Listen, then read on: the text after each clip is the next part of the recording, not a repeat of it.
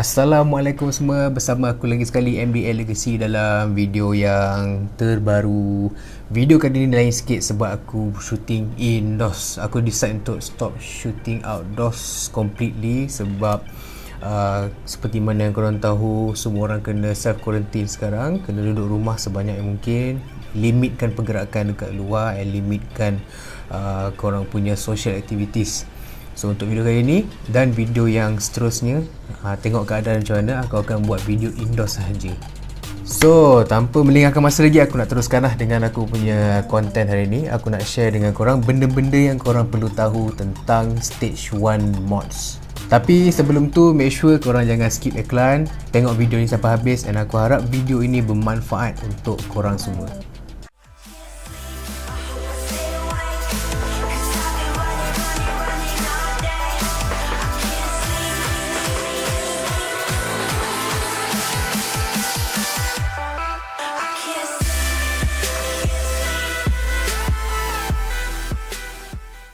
So first things first, apa yang korang tahu bila korang dengar Stage 1 mods?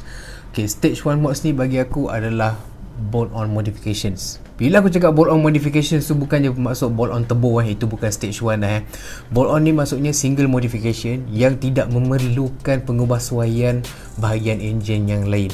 Okay, Stage 1 mods ni pula dia subjektif, dia ikut orang punya perception. Okay, bagi sesetengah orang, Stage 1 mods ni dia adalah salah satu alternatif yang murah untuk korang naikkan performance sikit. Okay, alternatif yang murah. Untuk sesetengah orang yang lain tu pula, Stage 1 mods ni adalah modifications yang simple, senang. Dia lebih kurang macam DIY lah, buat sendiri pun boleh. Modifications yang untuk ketahanan yang lama. Maknanya diorang tak kisah murah ataupun tak, asalkan benda tu diorang buat sekali and diorang dah tak perlu nak fikir sangat pasal benda tu untuk jangka masa yang lama. Okay, so golongan mana yang sesuai untuk pakai Stage 1 mods ni? Bagi aku and bagi pendapat ramai orang, Stage 1 mods ni adalah sesuai untuk orang yang nak kekalkan kereta dia tu sebagai daily driven punya kereta. Maksudnya dia nak ada performance increase tu, tapi dia tak nak menjejaskan ketahanan ataupun reliability kereta tu, dan juga daily drivability. Kereta tu still rasa macam, bukan rasa macam, kereta tu still senang nak bawa, and dia tak ada compromise apa-apa compartments yang lain, tak ada menjejaskan apa-apa bahagian enjin yang lain. Maknanya dia pakai benda tu, Stage 1 punya mods ni, and benda lain pun tak akan terjejas, reliability tahan, performance akan ada up sikit. So kita beralih ke contoh-contoh Stage 1 punya mods. Sebenarnya Stage 1 punya mods ni ada banyak juga sebenarnya barang yang kau boleh tukar, and and dia consider Stage 1 mods. Tapi yang aku listkan dalam video ni adalah 4 yang aku rasa penting dalam opinion aku lah, Stage 1 punya mods ni. So yang pertama sekali adalah air filter. Air filter ni kalau kereta yang baru keluar kilang, memang dia akan pakai drop in air filter. Drop in air filter ni dia air filter tu dia tertutup. Okay, dia ada cover tertutup, and akan ada laluan angin daripada tepi enjin sampai ke bahagian depan. Okay, itu yang standard lah. So untuk menyenangkan kerja korang, untuk dapatkan performance yang up sikit and kereta tu akan bernafas dengan lebih elok, tukar je dia punya air filter. Buka dia punya cover air filter tu, bawa keluar air filter yang standard, tukar yang baru. Brand yang dikenali dengan dia punya air filter adalah K&N lah, of course. So senang, korang just cari air filter yang compatible dengan kereta korang, ambil and just replace, senang. Kelebihan drop-in air filter ni adalah dia reusable and memang tahan dalam jangka masa yang lama. Okay? Contohnya korang dah pakai untuk beberapa ribu kilometer, senang je korang bawa keluar air filter tu, basuh sampai dia bersih, keringkan, masukkan balik, and then boleh pakai balik. Dia memang tahan lama kalau drop-in air filter ni.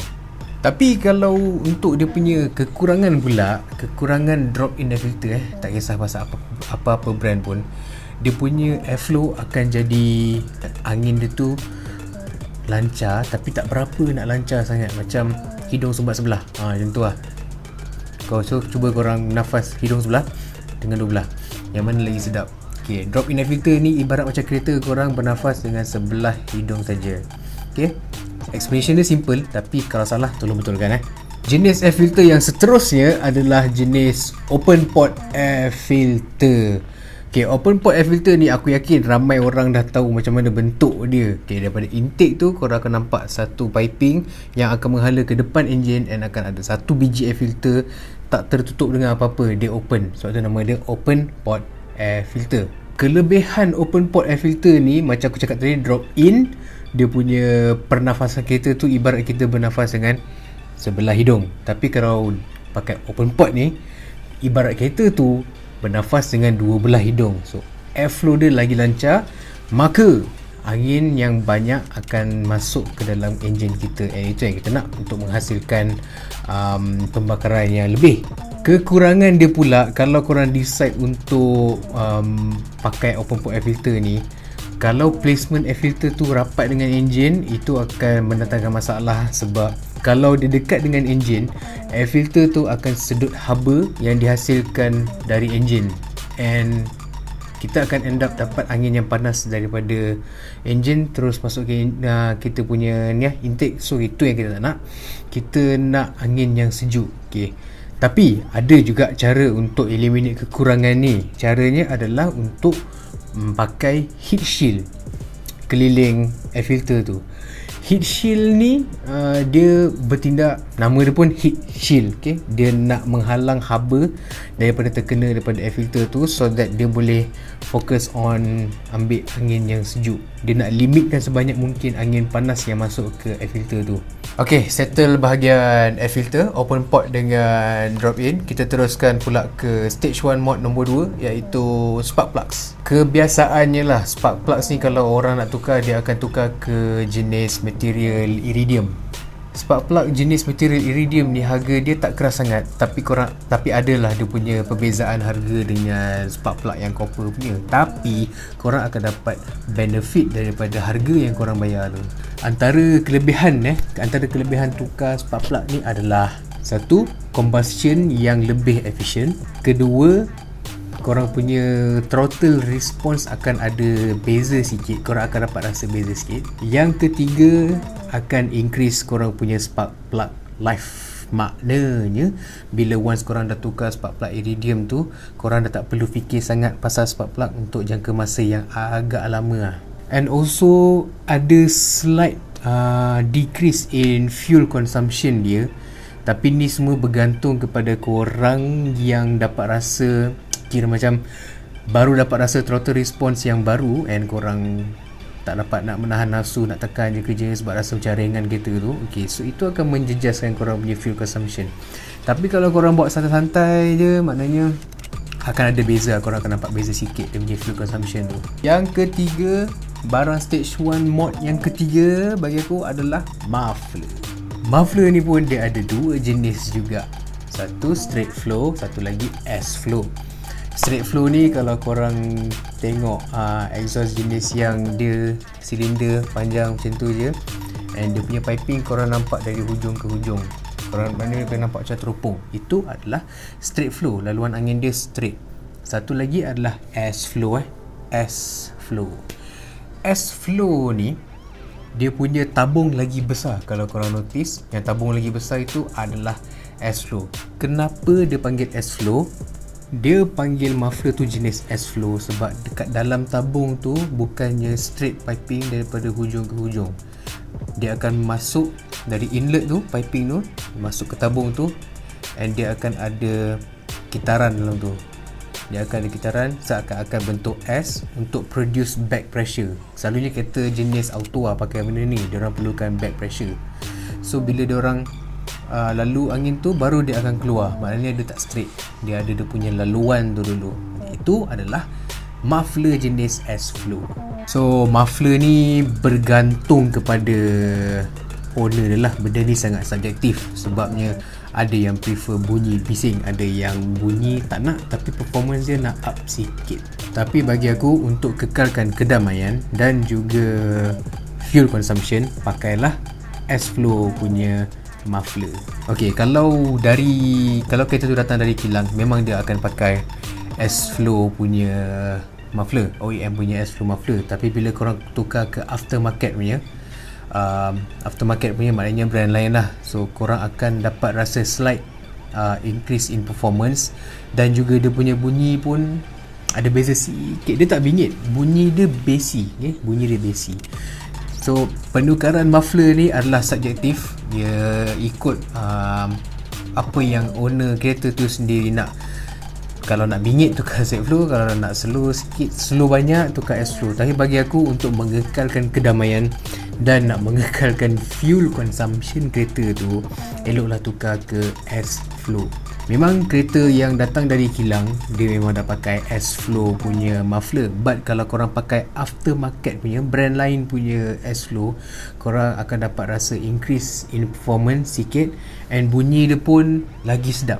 Bunyi dia bassy, dia tak kuat, dia memang tak bingit. S-Flow memang tak bising, tapi dia bunyi bassy, so sedap lah. Dia punya exhaust note tu sedap telinga mendengar, and korang akan dapat slight increase in korang punya performance, and dia tak akan jejas korang punya daily drivability. Memang sangat selesa untuk bawa kereta tu hari-hari pakai S-Flow punya muffler.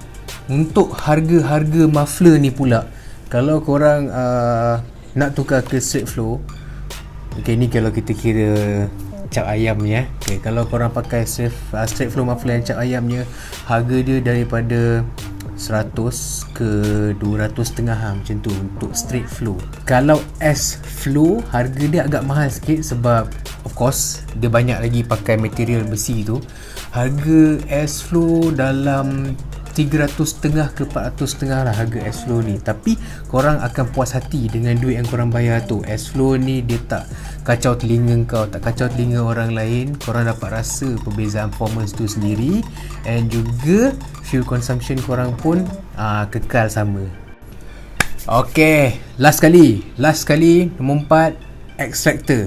Extractor ni dia bahagian depan enjin. Kalau korang tengok yang kick engine, lepas tu ada 4 besi yang menghala ke bawah enjin tu. Okay, itu adalah extractor. So kenapa korang perlu tukar extractor ni? Okay, kenapa benda ni stage 1 macam rumit je? Okay, sebenarnya ini bagi aku extractor ni cuma korang perlu tukar benda tu sahaja, and tak perlu nak ubah benda lain. Maknanya daripada tukar extractor sampai ke bahagian denas, flexible punya piping tu, and then dah itu je, tak payah nak tukar benda lain lagi dah.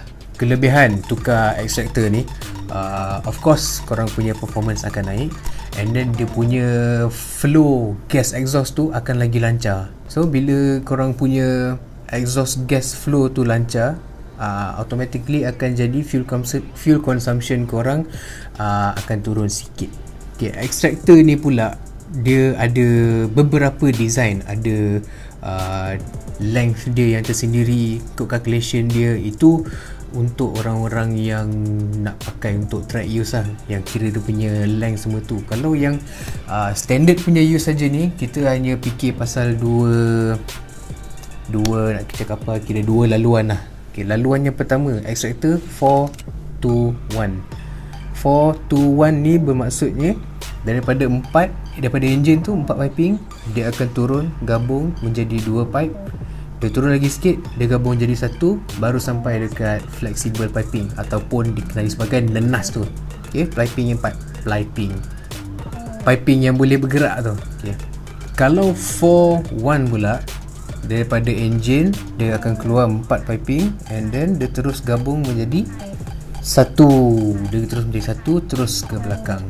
Selalunya 4-1 ni kereta jenis manual transmission yang pakai. Kalau 4-1 pula kereta jenis auto transmission yang pakai. Bukan itu saja yang kita kena tengok, kita kena tengok juga material besi yang dipakai untuk buat extractor tu. Okay, bagi aku kalau nak mod kereta ni, kita jangan kedekut sangat, sebab ini stage 1 mods ni kita pakai untuk jangka masa yang lama. Okay, extractor ni kalau boleh korang cari material besi yang dia pakai tu stainless steel, bukan besi putih. Stainless steel ni memang harga dia akan jadi agak mahal sikit, tapi korang kena fikir long term. Kalau benda ni korang nak pakai lama, better spend duit banyak sikit, so that korang tak payah pening kepala nanti. Kalau besi putih, harga dia last aku tengok dalam 100.5 ke 200 dah boleh dapat dah extractor 4 to 1. But kalau material stainless steel, Harga dia ranging from 400 ke 700 lah, macam tu, 400 ke 700.